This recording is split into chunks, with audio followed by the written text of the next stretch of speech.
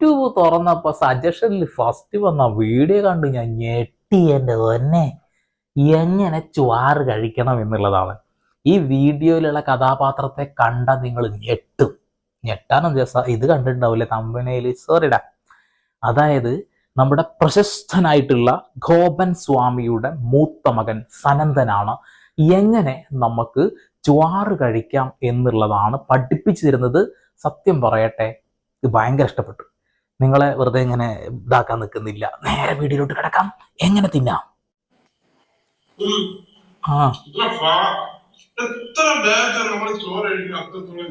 എത്ര വേഗത്തിൽ കഴിച്ച അതാ ഏറ്റവും നല്ലതെന്ന് പറയുന്നത്.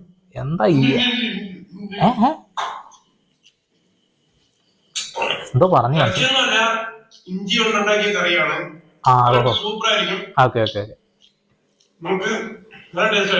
ഓക്കെ. ഇറച്ചി ഒന്നല്ല, നമ്മൾ